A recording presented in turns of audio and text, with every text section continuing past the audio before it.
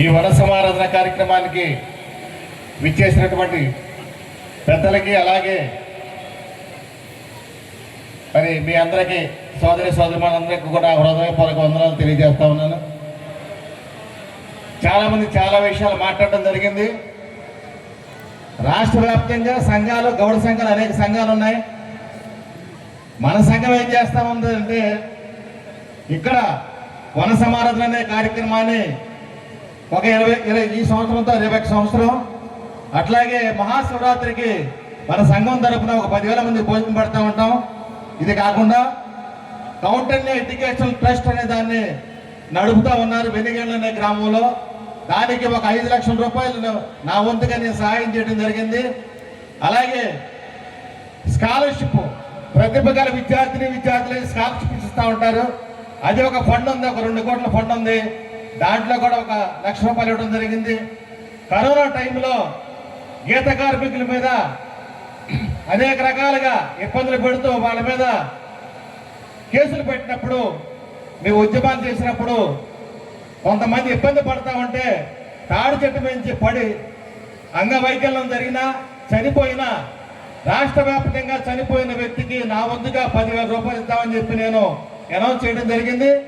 ఇలా ప్రతిసారి 10,000 రూపాయలు నేను ఇవ్వడం, అందరిని అడగడం కాకుండా దీనికి ఒక ట్రస్ట్ పెట్టాలనే ఉద్దేశంతో గీతా బంధు ట్రస్ట్ అనే దాన్ని పెట్టడం జరిగింది. దానికి 23 మంది లక్ష వేసుకున్నాం. కృష్ణ గారు కూడా 1 లక్ష రూపాయలు ఇవ్వడం జరిగింది. అలా దాని తర్వాత యుఎస్ నుంచి వాళ్ళు ఒక 25 లక్షల రూపాయల ఫండ్ కలెక్ట్ చేసి సుమారుగా ఒక 50 లక్షల రూపాయలు దాన్ని పోల్చడం జరిగింది.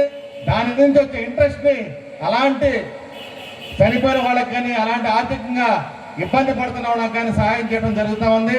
అలాగే ఈ కార్యక్రమంలో, ఈ వన సమాధాన కార్యక్రమంలో భాగంగా ప్రతిభ గల విద్యార్థులకి మన వాళ్ళు ప్రోత్సాహంగా బహుమతులు ఇవ్వడం జరుగుతూ ఉంది. మహాశివరాత్రికి కూడా మెడికల్ క్యాంపు మనం పెట్టడం జరుగుతూ ఉంది. అలాగే మా బావగారు నరేంద్రబాబు గారిని ఒకసారి, నరేంద్రబాబు గారు మనం బేకర్ సెక్షన్ నుంచి వచ్చాం, భగవంతుడు మనకేదో మీకైతే విద్యాపరంగా కలగజేశాడు, మాకు ఆర్థికంగా కలగజేశాడు, ఎంతో కొంత మనం ప్రజలకు సేవ చేయాలండి, అది నా ఆశయం అండి. మరి మీ ఇంటికి మా అమ్మాయిని పంపించాం కనుక మీ ఇష్టం కనుక మీరు కూడా దీన్ని పరిశీలన చేయాలంటే బావగారు ఖచ్చితంగా వైద్యం అనే వ్యవహారంలో 25% మన పేద ప్రజలకు మనం అందించాలని చెప్పడం జరిగింది ఆయన. కానీ నేను నమ్మలా. అది ఆయన ఏదో మాట వలసకంటానన్న ఉద్దేశంతో నేను నమ్మలా. తర్వాత ఆయన సక్రమమైనటువంటి మాజేరులో ఒక బ్రహ్మాండమైన కార్యక్రమం పెట్టి వాళ్ళ ఇంట్లో ఉన్న డాక్టర్స్ అందరూ కూడా అక్కడికి అటెండ్ అయ్యి ఉచిత క్యాంపు పెట్టిన తర్వాత నాకు అర్థమైంది ఈయన విజనే కాదు, ఒక విధానమైనటువంటి వ్యక్తి అయిన తర్వాత అనేక అంశాల్లో నేను ఆయన చూసా.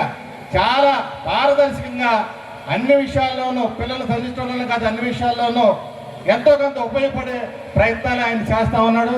ఆయనకి సభాముఖంగా ప్రత్యేక ధన్యవాదాలు తెలియజేస్తా ఉన్నా. అలాగే మరొక విషయం మీ అందరికీ తెలియజేస్తా ఉన్నా, ప్రతి వాళ్ళు మా పేరు పైన లేదు, మాకు ఫ్లెక్సీ పెట్టలేదు, మాకు కుర్చీ చేయలేదు, ఏదో చెప్తూ ఉంటాడు. దేనికైనా ఒక అర్హత కావాలని నేను అంటా ఉన్నా. దేనికైనా అర్హత కావాలి. త్యాగాలు చేసిన వాడిని గుర్తుపెట్టుకోవాలి. మీరు పైన చూడండి, పలకాని ప్రభాకర్ గారు గౌడ సంఘానికి ఎంతో కొంత సహాయం చేశాడు కనుక, ఆయన సేవ చేశాడు కనుక ఆయన గౌరవిస్తూ, ఆయన స్మరిస్తూ ఆ ఫోటో పెట్టాం. దాని తర్వాత కాకి వెంకటరావు గారు మీ అందరు ఇక్కడ ఉన్న వాళ్ళందరికీ తెలుసు. మనం ఫస్ట్లో ప్రాథమిక దశలో మనకు ఎవరన్నా సహాయం చేశారంటే, పదవి ఉందంటే కాకి వెంకటరావు గారికి. ఇక్కడున్న ప్రతి వాళ్ళు కూడా ఆయన సాయం పొందే ఉంటారని నేను అనుకుంటా ఉన్నా. అలాంటి ఆయన గౌరవించుకోవాలి కనుక మనం అక్కడ ఆయన ఫోటో పెట్టి స్మరించుకుంటా ఉన్నాం. ఇంకా ముఖ్యంగా చెప్పాలంటే, ప్రాథమికంగా చెప్పాలంటే, ఫస్ట్ చెప్పాలంటే కొనగళ్ళ గణపతి గారు. కొనగళ్ళ గణపతి గారు నాకు తెలియదు. కొనగళ్ళ గణపతి గారి గురించి నేను వింటే వరకే.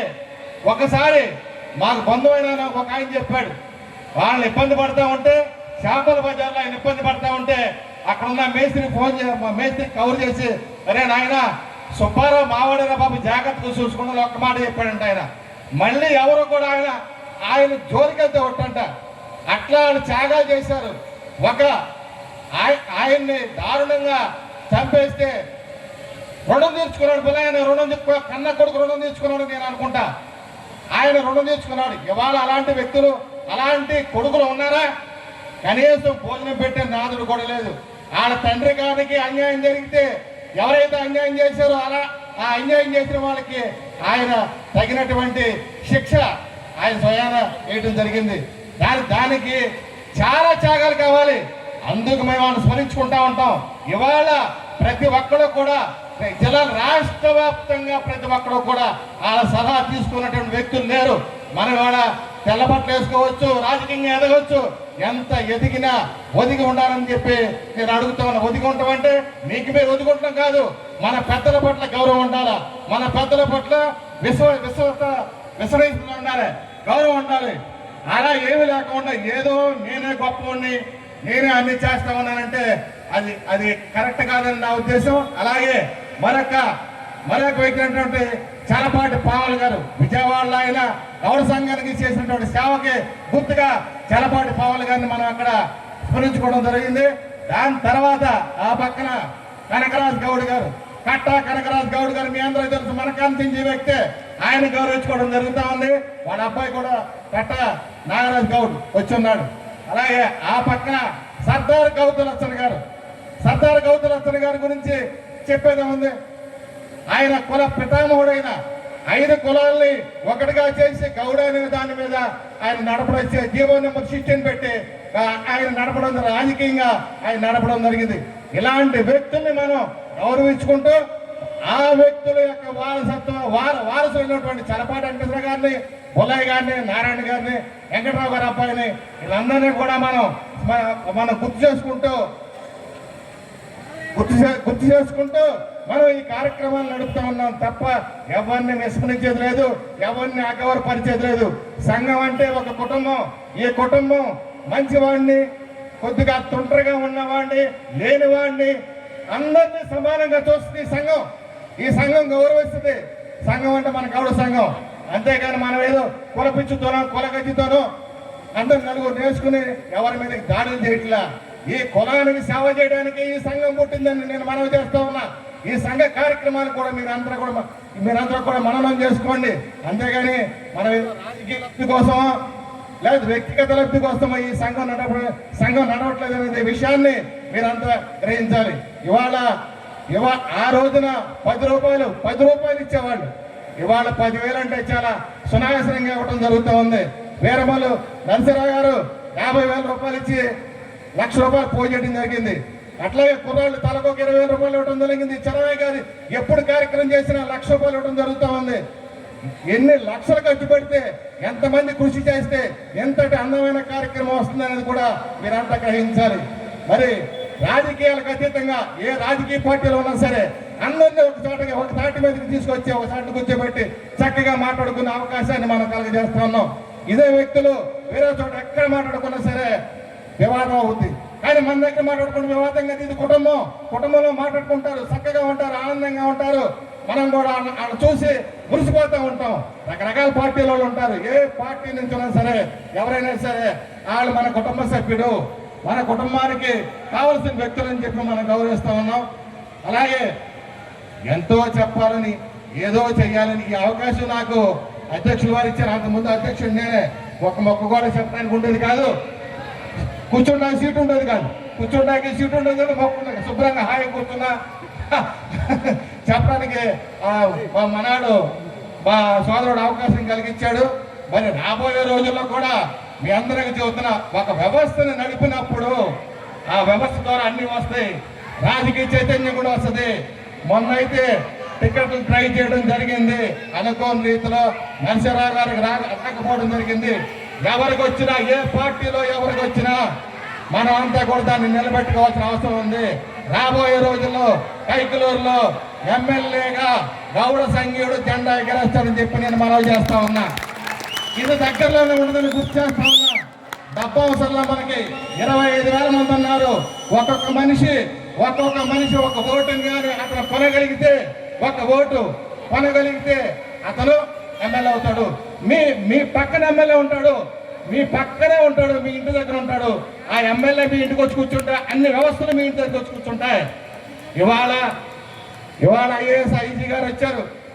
మనం రమ్మంటే వస్తారా పోలీసు వాళ్ళు? ఇద్దరు కానిస్టేబుల్ పెడతారు. పోలీసు వాళ్ళు అంటే ఏమనుకోవద్దు సార్, మీరు ఇద్దరు కానిస్టేబుల్ పెడతారు.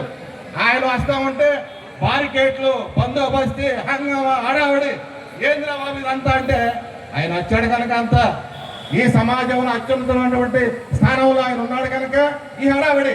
అలాగే నువ్వు రేపు పొద్దున ఒక ఎమ్మెల్యేని నువ్వు నెగ్గించుకుని నీ పక్కన పెడితే మొత్తం వ్యవస్థలన్నీ నీ దగ్గరికి వస్తాయి. నువ్వు ఎంఆర్ ఆఫీస్ చుట్టూ తిరగక్కర్లా, మరి వేరే ఆఫీసు చుట్టూ తిరగక్కర్లా, అన్ని నీ దగ్గరికి వస్తాయి.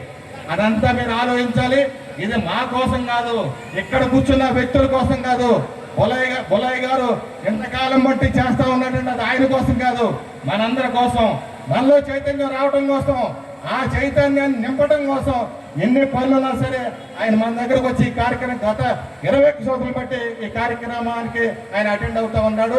దయచేసి చిన్న విభేదాలు ఉంటే సంఘ పరంగాను కుటుంబ పరంగాను మనం జాగ్రత్తగా ఉండి ఒక మెట్టు ఎదగడానికి, ఉన్న స్థితి నుంచి ఉన్నతమైన స్థితికి ఎదగడానికి ప్రయత్నం చేయండి.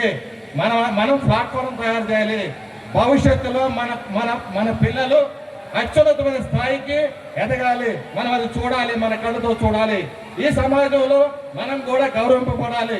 అందరూ మనల్ని కూడా గౌరవించాలనే కోరికతో ఇవన్నీ చేస్తున్నాం తప్ప నిస్వార్థంగా స్వార్థం దీంట్లో ఏమీ లేదు. దయచేసి అర్థం చేసుకుంటారని మనం చేస్తూ ఈ అవకాశం ఇచ్చినటువంటి అందరికీ నా హృదయపూర్వక